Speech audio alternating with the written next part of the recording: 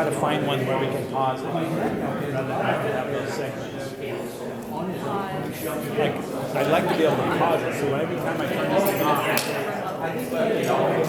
every time I hit it, I stop it automatically.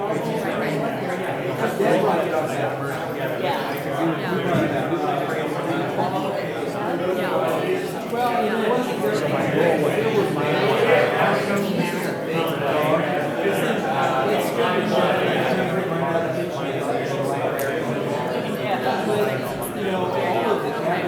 or maybe I can find a real easy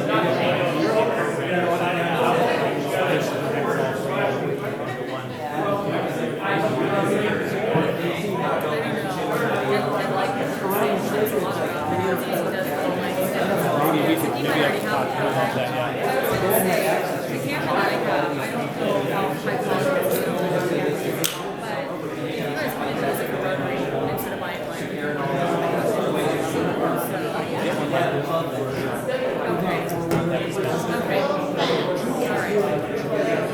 I'm not sure where I think when I start, I'll try to make it certain ones.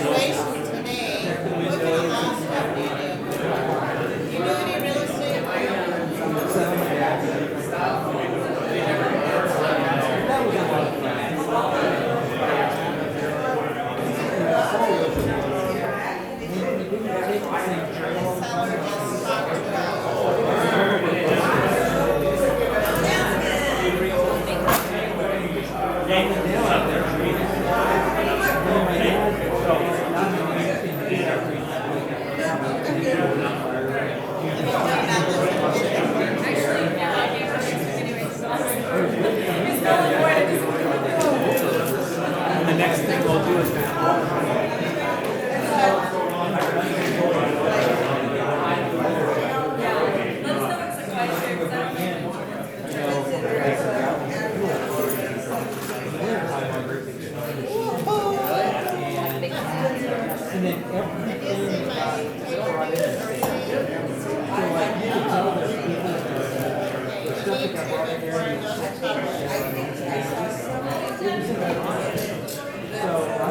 this is good to use this. Well, not every picture.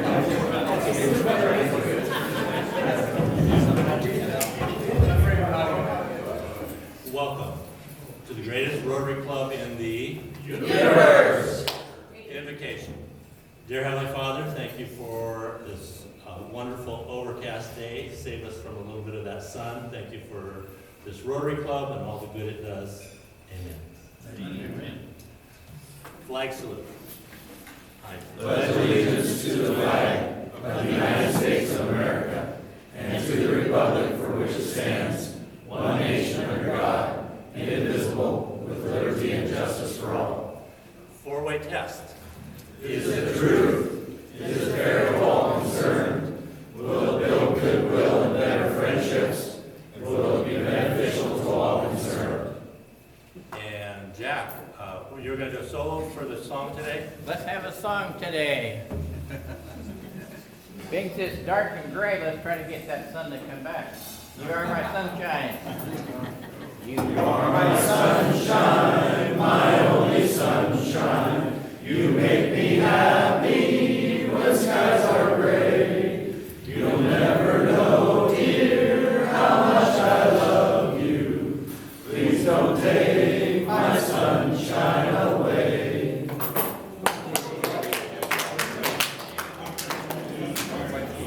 Do we have any visiting Rotarians today?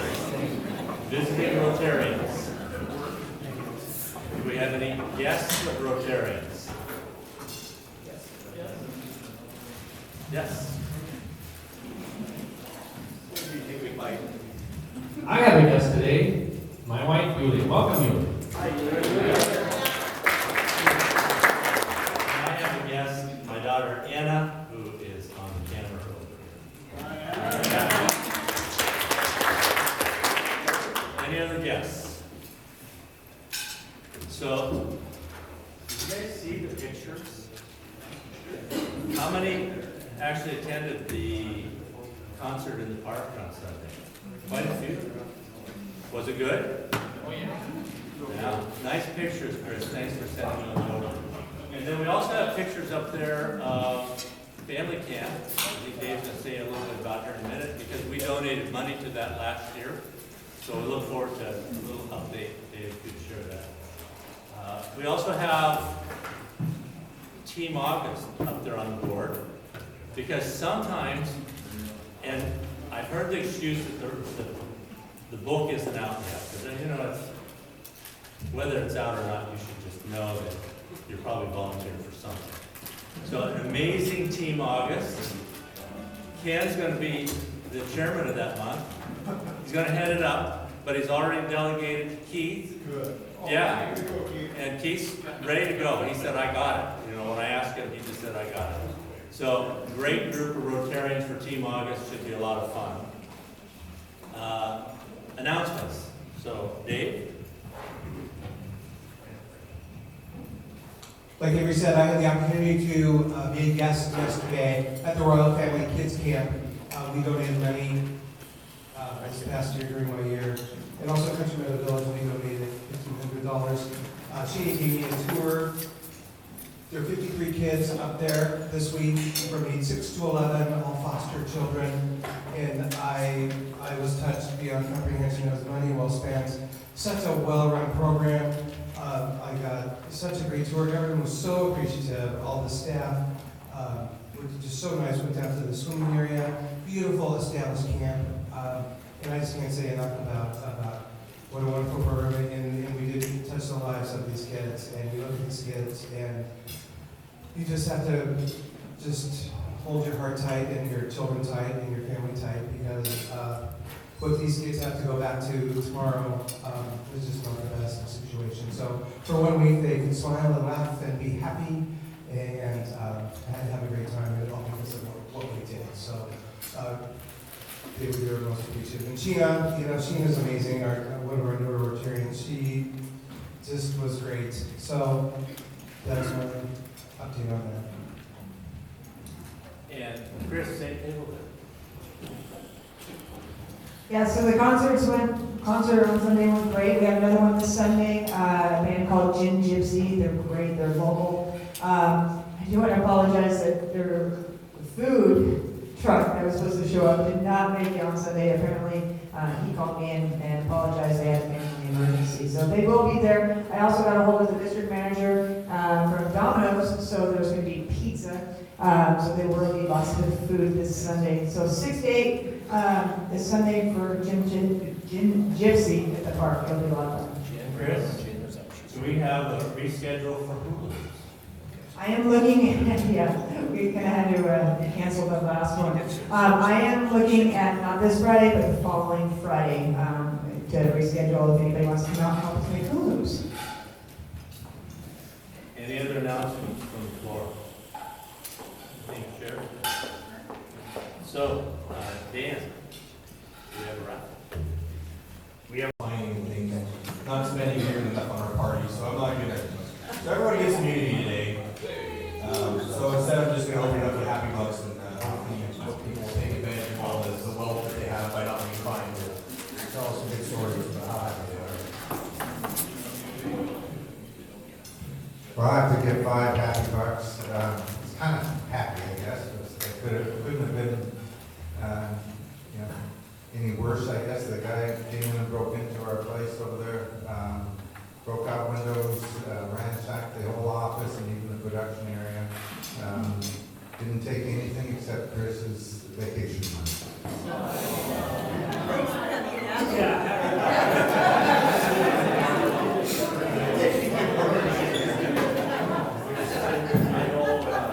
So I've got a happy couple of bucks. We have taken the sadness and tragedy in our family and we're making good in the world. We've created a scholarship in Brian's memory through the Burlington Edison Alumni Foundation, and we had the first recipient this past year, and we're going to have a tournament of some kind every year, the fourth Saturday in July. And we had a gathering on Sunday, and we raised over $1,800 and had a great time honoring him, and we'll look forward to doing that every year. So students will receive monies in his memory for their education.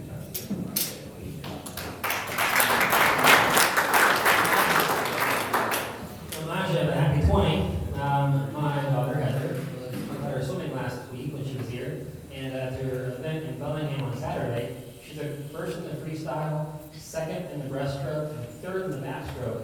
And if she keeps it up, she actually not qualified for regionals, and it's still her first year in swimming. So we're really proud of her.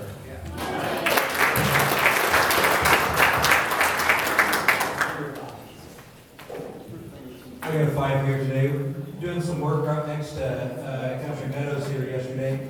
We had a pretty serious domestic assault at the Sketch Hotel last night, or night before last. And the lady came in, we got all our information, went out to arrest the guy, and he had fled the scene. Just hung around the area for almost 2 hours looking. And my sneaky black pickup truck, he didn't know it was the cops looking for him. And I drove through, and he was sitting at the bus stop in front of Country Meadows there.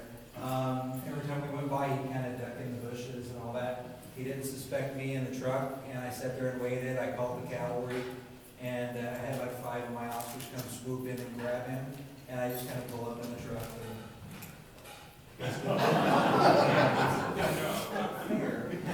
But he's an illegal immigrant, deportable felon, and he brought his significant other up here from Texas, keep her away from family, and she's actually now got the car, got all the stuff. He's in jail, hopefully heading back to Mexico, and she's getting to stay with this guy with domestic violence folks. So, good catch yesterday. And earlier in the day, we had kind of a funny, had a young man jumped in a dumpster and got scooped up in the dumpster and dumped in the trash truck. Now, this has got a happier ending than the last 2 that happened. Glenn Gardner, the guy that drives the cardboard recycling, just happens to roll down the window at the right time as this guy's banging on the side of the garbage truck. And like, well, that's not usually right. And opens the garbage truck, and the guy climbs up over the edge, takes off running, and we catch him. Like, dude, we're not just gonna let you run away from the garbage truck after you get that in there. He was fine, nothing wrong. He was just homeless from Mount Vernon and decided he was going to stay in Sedro-Woolley. Oddly enough, he wanted to leave Sedro-Woolley as fast as he could after that, and hopefully tell us all the other homeless people that that's what we do. When that happened at Country Meadow Village? No, that was at Wells Fargo. I've got $1. I need to relate a little known fact about Mike Crawford. People didn't know this, but when he was in high school, he had a job with the circus. He got shot out of a cannon. And he, all summer long, that's what he did. He got shot out of his cannon. And then he gets his scholarship to the University of Washington. He goes to the University of Washington to play football, and they said, Mike, you can't get shot out of a cannon anymore. So he goes to his boss, says, I'm sorry, I gotta quit. And his boss looked at him and says, where am I gonna find another man of your caliber?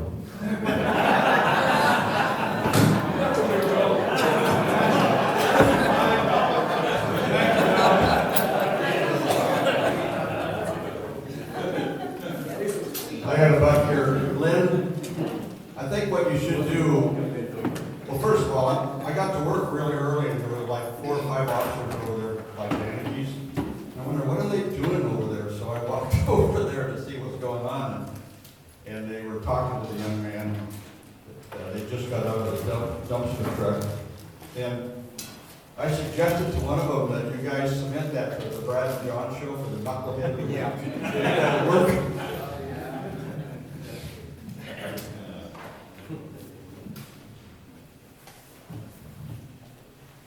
So I got a happy 5. Tomorrow is my granddaughter's first birthday, so Charlotte Lacey will be 1 year old tomorrow.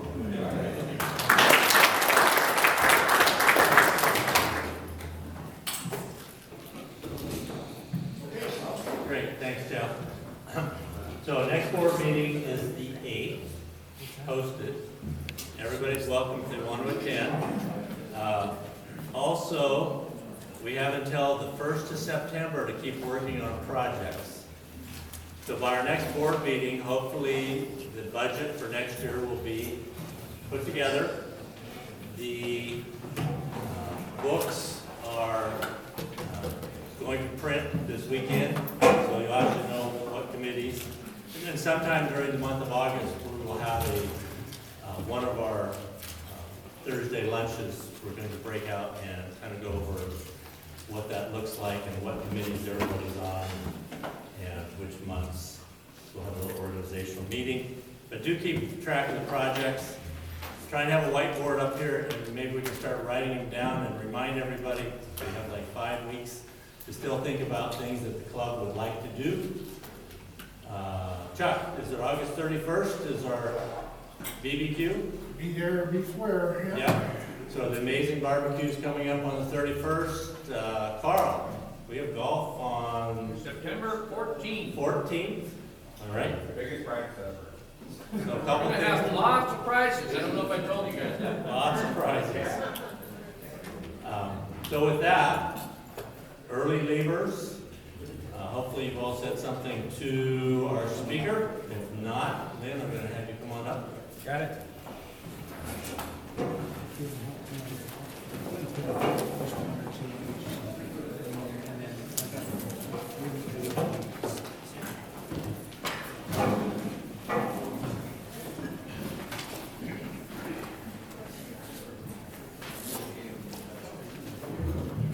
So this is going to be a little bit different than most of our programs. This is going to be something the audience is going to work on their own.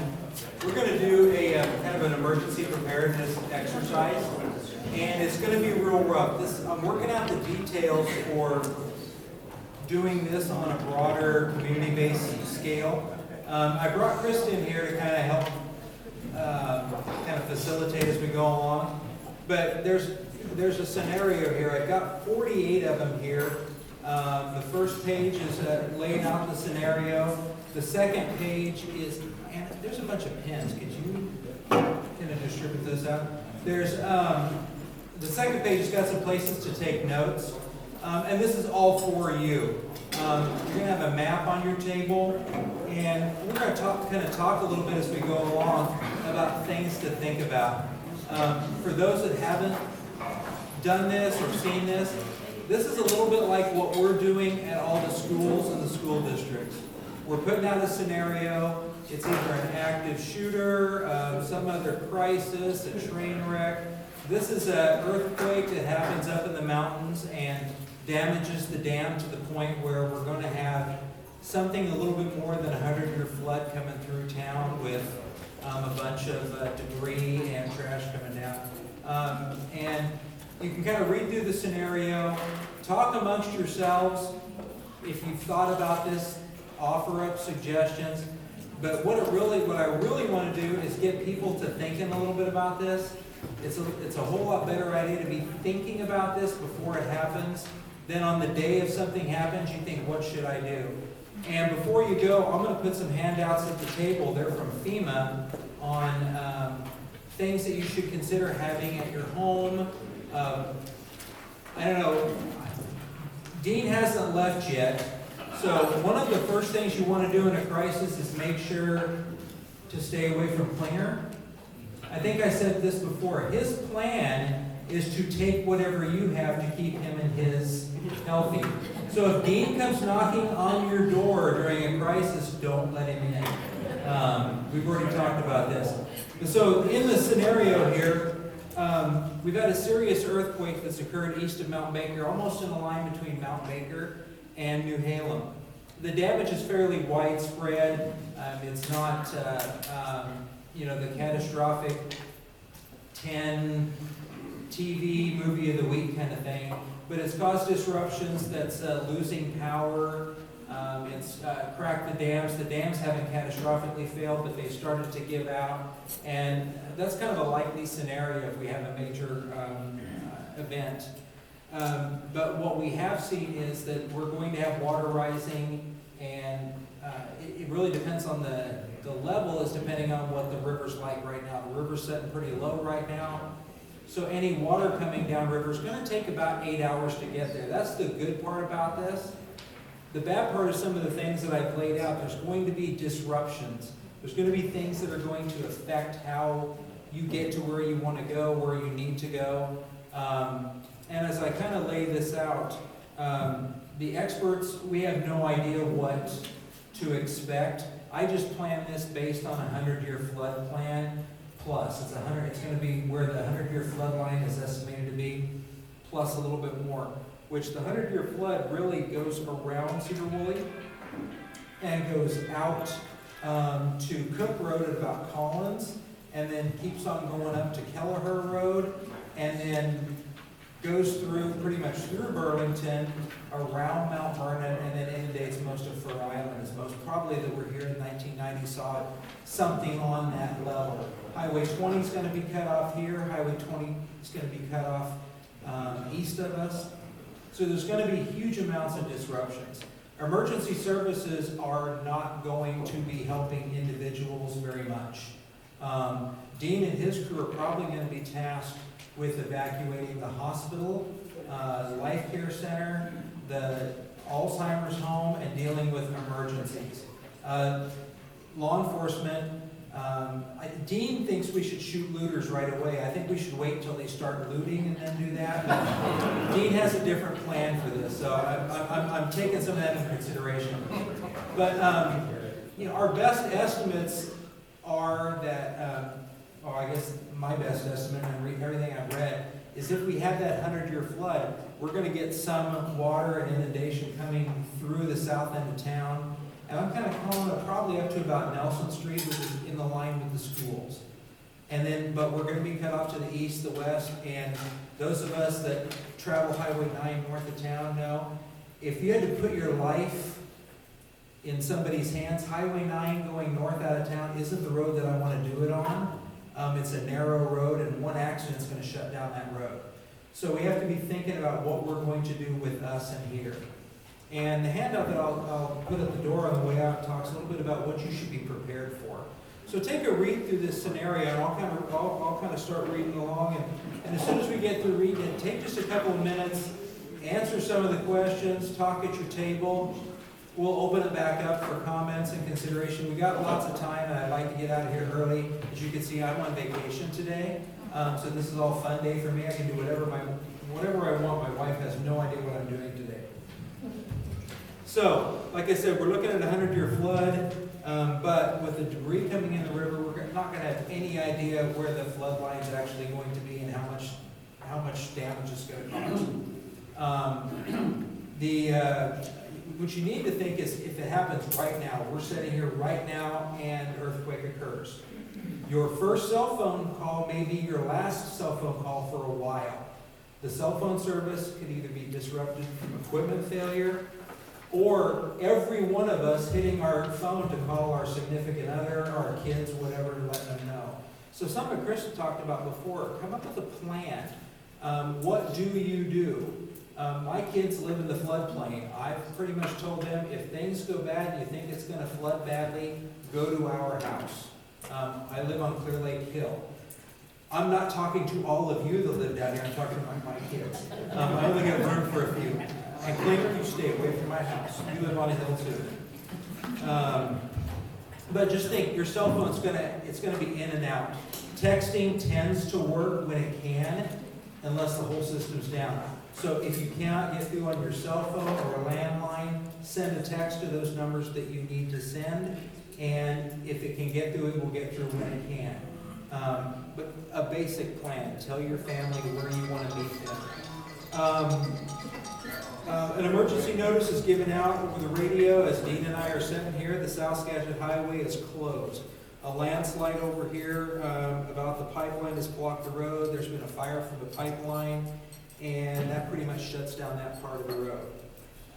The Dalles Bridge and Concrete is closed. It's only open to foot traffic. For those that don't know, at the upriver, once you get to a certain point, it does not make sense to evacuate upriver to come downriver. You need to head up the hills.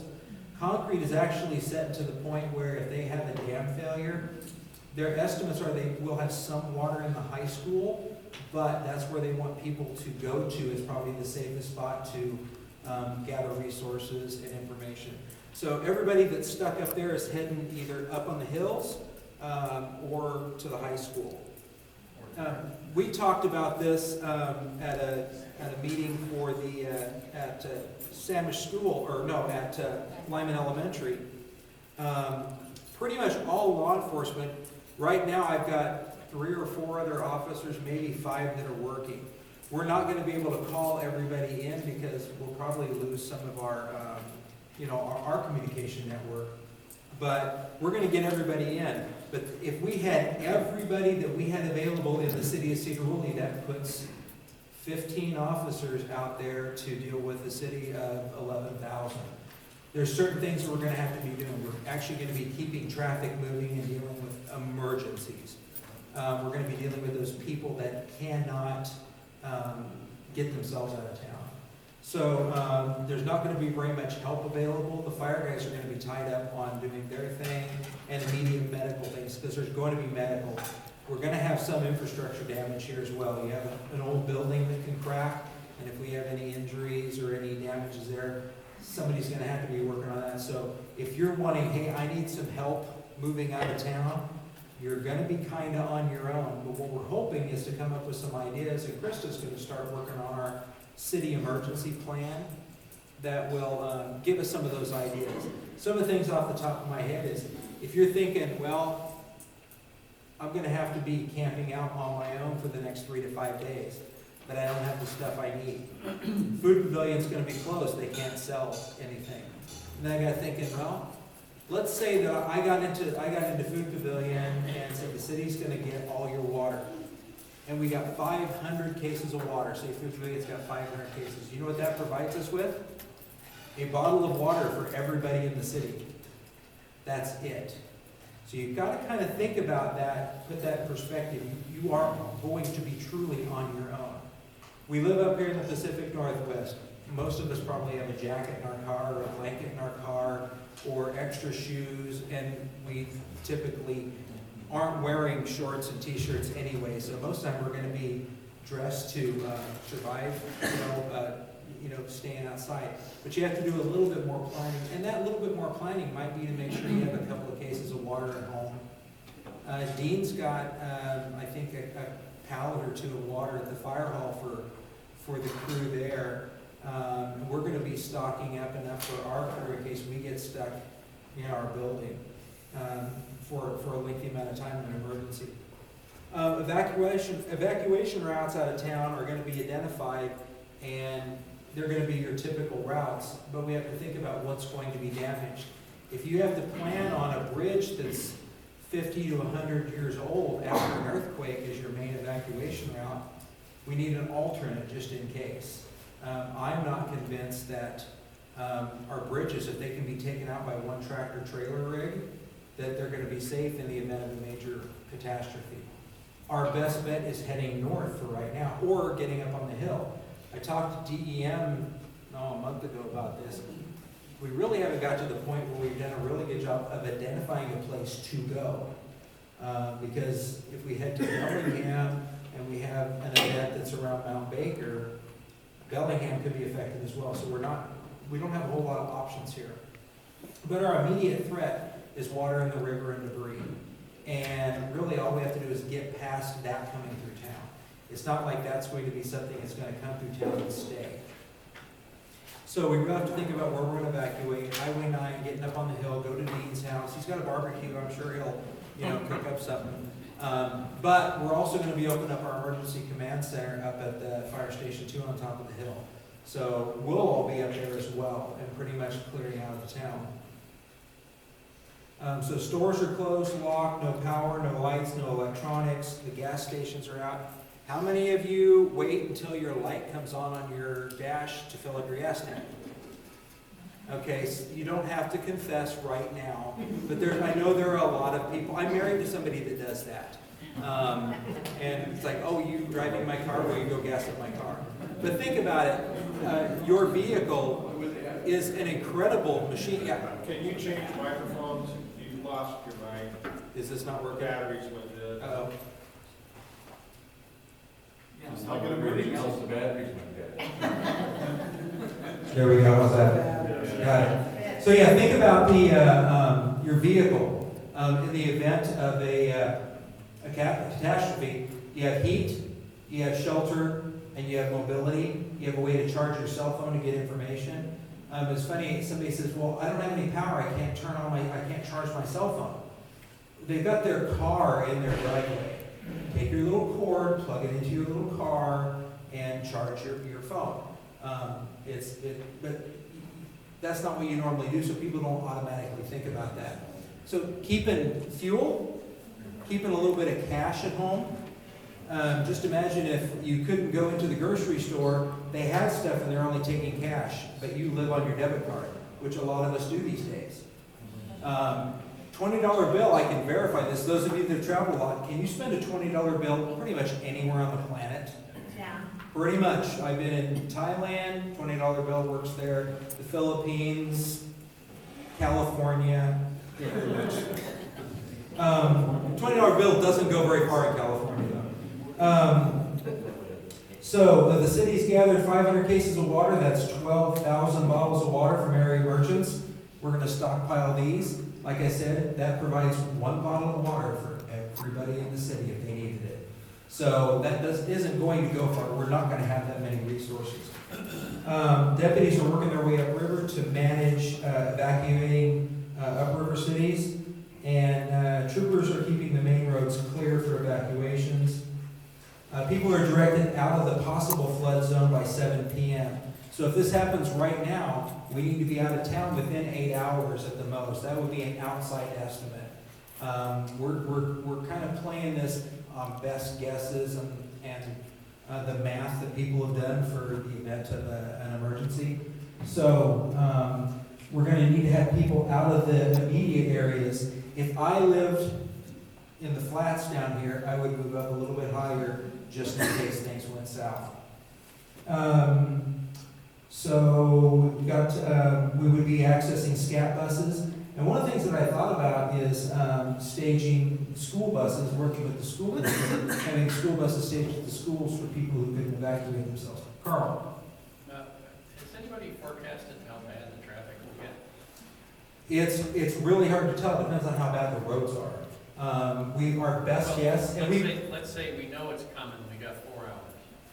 We might try to get out of town and get stuck on Cook Road and get swept away.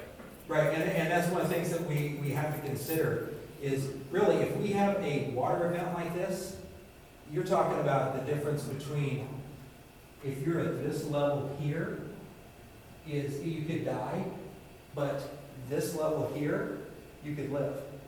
And so if you're in a building and you can't get out, upstairs, because we're not going to have the wall of water come washing through here. They're even estimating with a catastrophic fail of the dam, like in the movies where the whole thing just bursts free and the water all plows out. Baker goes that way, hits the hills on the other side, swirls around. I think it's happened before. Before there was a dam there, I think they've done studies of it, and then the water comes down. We're going to have an inundation that comes up like this, not a wall of water. But it could be the difference between your first floor and your second floor. And what Krista was telling me, one of the things they told people in upriver communities, if you decide to stay and shelter in place, which a lot of people, that would be a good option. Especially if you were in the center part of the city and the chances of your house being damaged or destroyed is pretty small. But you could have water up to your house. If you decide to stay, you're on your own. We aren't going to send people to help you because we aren't actually going to have the people, and we're not going to put people in harm's way. But traffic is going to be almost impossible. What we may end up doing is stopping all eastbound traffic except emergency vehicles. So if you have grandma upriver, you're going to have to sneak past, or you're not going to get up there. Somebody else is going to have to help. And only people coming westbound are going to be able to do it.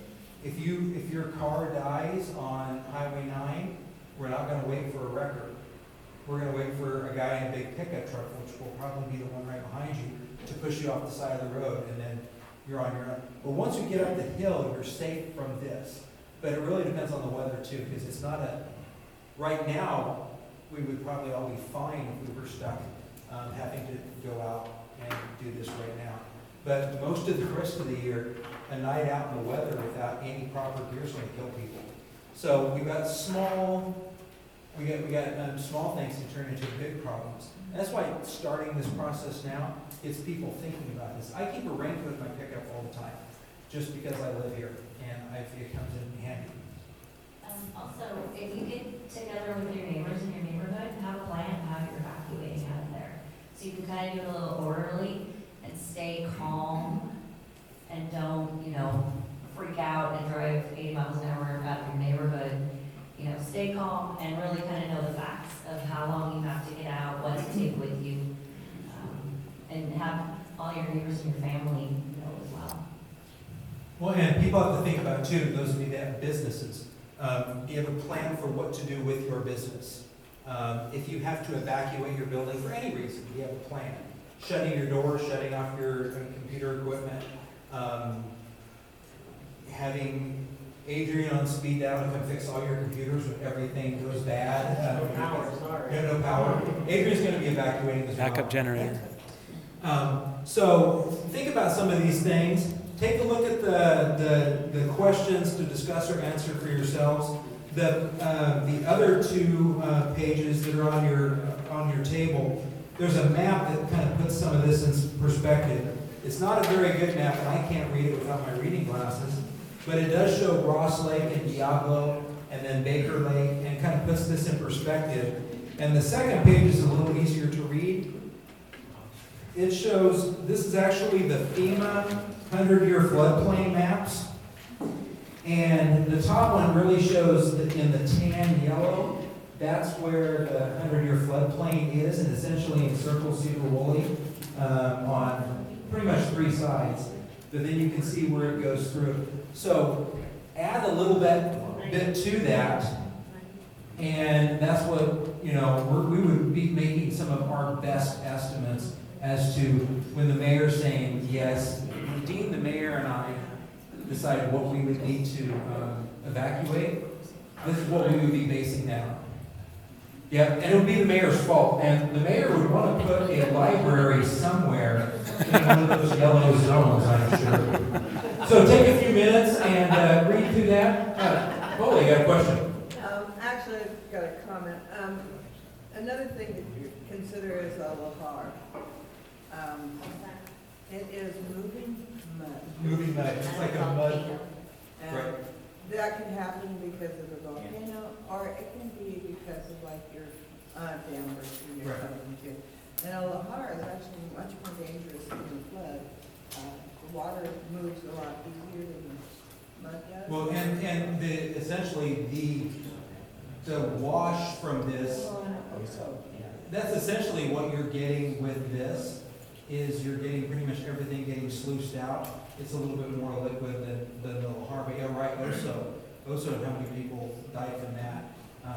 It's a pretty serious. Somebody back here had something? Louis. Yeah. Back in the mid-90s, the upper Mississippi River Valley had 2 500-year storm events. And the floodplain maps that we have in the office show where the 500-year floodplain line is. It's basically at the base of Dukes Hill and the base of Clear Lake Hill. Have you guys thought about if we had a storm event other than this kind of event?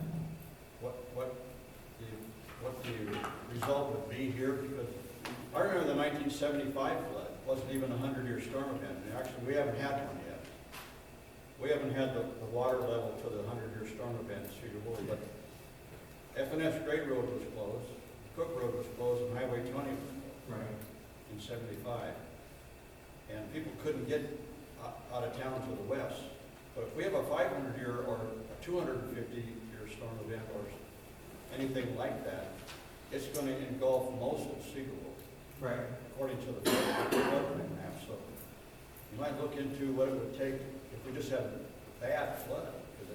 Well, and a bad flood is actually worse than a dam breaking coming through, because a bad flood, we're going to have that water for a little bit longer. The dam burst will come through, it's going to be like, that a day of water coming in and then going away. A flood is going to be because we have all those other conditions that contribute to that. So we've got, actually, this is a good kind. Chris is going to start working on those kind of plans for us. We've had our plans, and they need to be updated. Department of Emergency Management in Skagit County doesn't exist for us, except for flood fight right now. That's it, that's all that exists. If we have a zombie apocalypse, we're kind of out of luck. If we have Baker blow, we're kind of out of luck. We have a plane crash in the valley, a major one that crashes in town. We don't have much except for what we have, what we've developed and what we've done. We figure these things out on the fly. What we're gonna have when Krista comes in here is these kind of things game through, thought out, and rethought out, and planned out, and look for that event. What are you gonna do if you have to evacuate the valley? And where do you go? Because if we are flooding to that level here, there are certain parts of going north that aren't gonna work. I mean, I've driven from Bellingham to Sedro-Woolley in a downpour and hit 4 or 5 inches of water on I-5 going through that little swale there on Lake Samish, or down in that area. So, John, you had something? Yeah, just 2 comments. Are they telling you, is anybody telling you what they think the actual risk is? I mean, What's the chances? Yeah, something like this happening in the... We've gone over a couple of these. We've actually gone through the scenario. Do they do it yearly or every other year? Yeah, every year. Every year they do a scenario for a dam fail drill. I understand that, but, I mean, you know, my father helped build the Baker Dam. Mm-hmm. And that's just not gonna fail catastrophically, Right. and neither is Ross Dam. So, in my view, there's a lot, I mean, I think there's aliens coming from the space that's gonna be more Right. risky than the dam failing. No, So you catastrophically. Right. So you're gonna get some water come out, whatever, but, you know, you're just not, this thing's not gonna fall over, it's embedded in the solid bedrock. Right. So, I really don't think that's, you know, major flood is a different issue. Mm-hmm. So, I mean, just understanding the risk, and then, the modeling based off of the risk on how high the water really is gonna go up, because you're right, if you only need to be 6 feet off the ground here. Right. Then maybe you don't need to evacuate at all, you just need to be in the right place. Yeah, and the dam fail is actually a good hook for doing the drill, because you can say, this is the thing that failed, and this is what is causing all of this.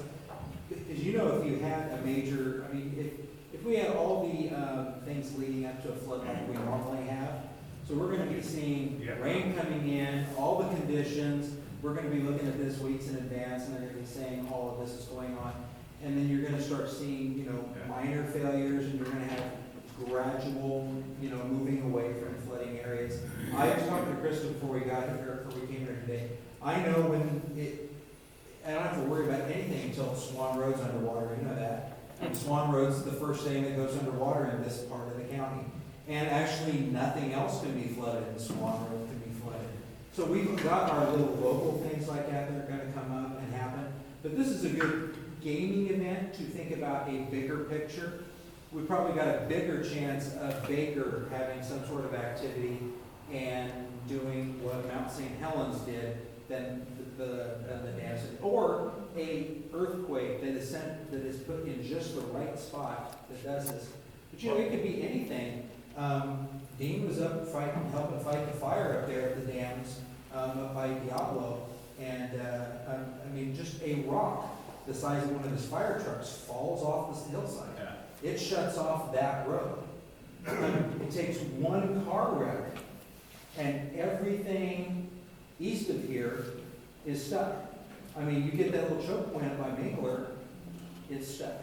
Yeah, I took some guys, some scientists up snowmobiling up on top of Baker, and they were studying if there was a catastrophic, like snow avalanche, you know, glacier chunk come off because of the volcanic, and just filling up Baker. Right. That was there, and so they modeled that. There's a whole bunch of Mount Baker ended up in Baker Lake instantaneously. What that would do. There's a guy up in Bellingham that's extremely worried. He's studying and paying for a bunch of stuff. In the earthquake, the big concern is loss of all water, all power, and all gas for an extended period of time. So what do you do after 2 or 3, 4 months? Right. If you had major, you know, it wasn't the initial. They're worried about how are people going to survive after a couple of months with all the pipelines. Right, and you cannot, I mean, once you start talking about that, you start talking about a huge destruction of the infrastructure. You don't even have roads to get in here. You can ship in food, but pretty soon, if you're having food brought to your house, but you don't have any power, you don't have any water for sanitation, you got all of those things. But the thing we need to coordinate is there's a lot of companies, the hospital, our facility up in Hamilton, that are completely independent. I mean, we have propane, we have large generators, and we have a well. Cleaner's here, you know that, right? Okay, so he'll take it. He might try, he may have his friends. But anyway, there's a lot of companies like that you can generate water and power for a long time before. And those are all things that, and we're way behind the curve. We haven't thought those things through, but and that's what we're gonna start doing. That's what we're ready to start. Yeah, so if you have the cataclysmic event, when we have to evacuate the valley, where does everybody go? Uphill. I mean, do you have a staging? Not yet. Stadium for? Not yet. Like in Hurricane Katrina, they went to the. Right. They went to like the Superdome or whatever, and overflowed the toilets. And see, because we thought, we are so isolated up here in this part of the country, that something that affects us is gonna affect our immediate neighbors, would be our immediate go-to. The first thing Dean asked me, and I point to him because he abandoned me at the city council meeting last night. But he says, can I get through to my place in Winthrop? And I'm like, no, you can't. The road collapsed. You're stuck over here with us. You're stuck over here with us. Yeah. Just as soon as they figure out what you have, I'm out. Any conversation with the Navy to lend assistance in a disaster like that? Do they provide? Honestly, you know, the Navy would be a point that probably things would be staged at, because they'd be far enough away. But you know, the Navy base is on an island. If we had an earthquake in this part of the world, you'd probably be shutting down Deception Pass Bridge. But you'd have helicopter access and planes flying in and out of there. But you know, every airfield will be used for bringing in supplies as well to this part of the nation. You know, we're fairly fortunate. We've got a month or two in the summertime that it's not giving us water all the time. People would, and that's what would be the killer for places that they didn't have water. We have, you know, people have the ability to camp out in an emergency. That isn't gonna last long. That thing like that kind of keeps us going, having to go out of work, also gives you exposure. So when you're out in the rain all the time, you have the water to drink, but you're also getting frozen. So we've got some good points and bad points. Lloyd. And an interesting tidbit about that 75 flood, I've got a picture of two guys in a rowboat on Highway 20 under the railroad trestle. Oh, yeah. During that storm event. And the other thing is on the FEMA floodplain maps, there's a line on there called the floodway. And there's a floodway for the 100-year storm event, and there's a floodway for the 500-year storm event. And that means the floodway is where the water actually has current. And I've heard that, because I've heard the guys talking about this out on Hart Island out there, Sterling Road and all that, where it says, you know, it looks like you can putz around out there in a boat. He said, you gotta be careful, there is that place where the current will take you. yeah, there's a floodway line all the way up the valley on both sides for each storm event. But if you're gonna design a disaster relief thing, you need to, there's special attention for people that will be in the current part, rather than just standing water. One thing about the Navy, I do know, when I was at the county, the Navy's gonna kind of close ranks and take care of their situation over there on the island. But the federal government, because of the Cascadia Rising, all the earthquake damage that we're supposed to get on the West Coast, the National Guard, we actually have a National Guard in Louisiana, I believe it is, and they're at the ready. So if we have an earthquake, they're gonna bring supplies into Skagit County into pods, point of distribution. And those are throughout the county. They'll be bringing water, equipment, because in this county, a lot of our equipment is in the floodway. So, you know, the county shop, the Sedro-Woolley shop, all your equipment is gonna be there, where we don't even have a place for people, where you're gonna move all this big equipment. And so that's something that the National Guard will help, but they're 3 days out. You know, we're gonna be on our own for at least see a lot of plans planning for take care of yourself for 3 days. And really, if you have to start somewhere, that's where you start. Plan on how you're going to take care of you and yours for the next 3 days. And then we start planning on how we do some of the major stuff. We're planning on very isolated incidents first. We're planning on what happens if we have something like this happen and we have school in session and we have however many kids are at Lyman Elementary. We plan on what happens if we have to evacuate and that wave of people coming down and the wave of people that are sheltering in place up the river. Where do we go is another issue. We haven't identified like a big field that we have access to that would be a good place to set up a tent. If you had to, if Phil says, hey, I gotta go somewhere. He lives up on the hill, right below me, so. I'm sitting on the hill. But, we haven't identified those spots. But that's part of our process. It's part of our planning process that we're gonna have to go through and we need to go through. But, as soon as you make a plan, you're going to abandon some of this because something isn't going to work. As soon as we make a plan that everybody from Clear Lake is going to come through this area, we're going to lose that bridge. As soon as you plan on, we're going to evacuate more to the south to get into a certain area, you have bridges to cross. So we have lots of plans, but we have to have alternate plans. But really, there are some handouts here at the front door that they're the same, both piles are the same.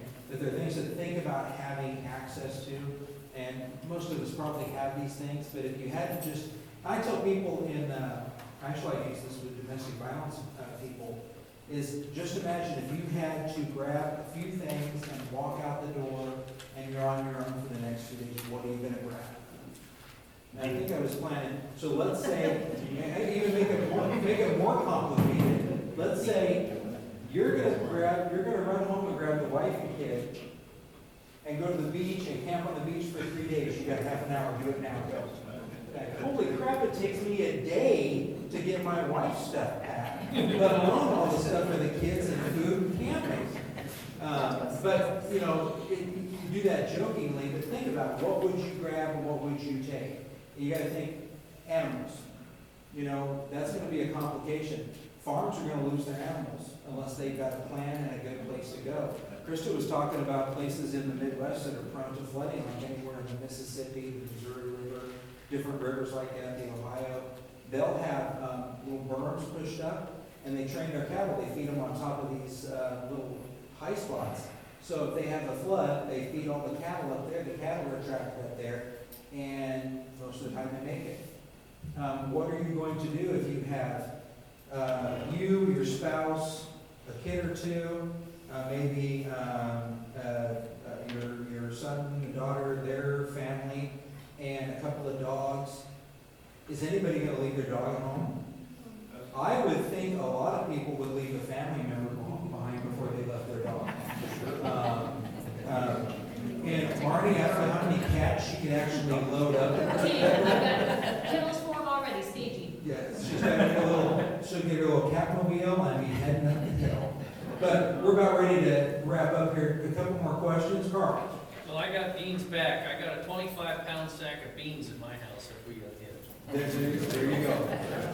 Dean just got a box of 22 Magnum ammunition, so all right, so take those little things I printed out. Those are things just to thought process out. This is one of about 1 million scenarios that we put together. The government does have a plan for what happens in the event of a zombie apocalypse. Nobody thinks this is going to happen. But if you plan for something that weird to happen, it actually entails what happens with a huge plague-level epidemic being, going through the population, and how could that go, or how could that be transmitted, and what could you do, and what effects would it have? And one of the things that I think about is I remember reading watching a made-for-television movie, and there was Richard Thomas played this, and he was a BEM guy in a little town in Iowa or something that had an airfield, and he got a lot of crap for planning for the worst thing to happen. Their little airport had a major plane crash, and you know what happened? Their airport had a major plane crash. He drilled, he spent money, he did all sorts of things that pissed everybody off, but in the end, it kind of got them what they needed when they needed it. And that's one of the things that we struggle with all the time. How much money do we put forth that we don't have in our budgets to plan to make things go better when it's for real? Well, we're spending as much as we can. We're doing everything we can to do that, to make this work. Dean has to put together, how many of you guys are showing up for the big thing at the school, do you think? I hope about 20. He's gonna have 20 people. I'm gonna probably have 10. We're gonna have Upper Skagit. We're gonna have a couple of other fire departments have people there. We're gonna have Mount Vernon. We're gonna have Sheriff's Office. We're gonna have hopefully State Patrol. We're gonna have Fish and Wildlife. We might even have the mayor there. I mean, we're really pulling out all the stops. But this is how we're putting these things together. Just on a side subject, I like to believe in human nature and how kind we are to one another, but I would think that after a week of loss of power and food, whatever, that people will pretty well turn into survivalists. And if you've got food at your house and I don't have it in mine, I'm going to come to your house and take it. That very well could be. What's been our experiences with the long-term flooding upriver? We've had some level of people breaking into houses? Yeah, I think in Skagit County, we're actually pretty blessed because like most of fire is volunteer, and we do a lot of volunteer stuff, right? It's the usual suspects that does everything. But in my opinion, I think we come together pretty well. I think we do help each other out. How long we can sustain that is true. We're not sure. And as happened in Oso, a lot of really bad people came out to try to take advantage of that. They had law enforcement at the fire department at River in Darrington, and they arrested a lot of people who had warrants and were trying to take money. So be mindful of that. But that's meeting your neighbors ahead of time, knowing what everybody has, and then taking care of the grandma that lives by herself down the street. And then maybe we'll avoid some of that. And you guys are well armed here, so. Yeah, we have one time for one question. I think everyone's going to go. Just a comment. Our kids, a number of years ago, got us 72-hour packs, backpacks, that have basically everything in it, including food and so forth, which you have to go through and update. Right. But that's an excellent thing that we also consider. Just having a 72-hour kit within our homes, that takes care of a lot of problems. Absolutely. And with that, I think that's all we got. We are going to have more of this kind of thing with the city, and I'm hoping to put on a community-based event. Everybody's invited to do something like this, and it will probably turn into exactly this, a lot of question, comments, and people that have thought this thing through and actually experienced it, like surveyor people that actually know how things work. I don't know, that might be handy to know. Would you consider working in DEM or something like that for me? All right, here you go. So, man, thanks for the good program. And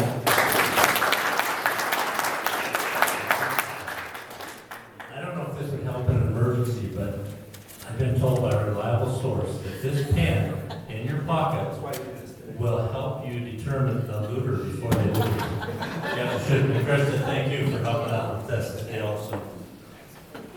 So to finish up the meeting, Julia, thank you for being a guest. Quit being a guest and just be a member, will you? Julia just needs somebody to sponsor her. Is there anybody in the club that wants to do that? And Anna, thank you for being a guest. And we do have somebody to sponsor Anna. She's going to be getting after that here fairly quickly. Congratulations, Team July. You survived. This is your last meeting. Good job. Team August, you're on the hot seat. That's coming up next week. Concert this Sunday.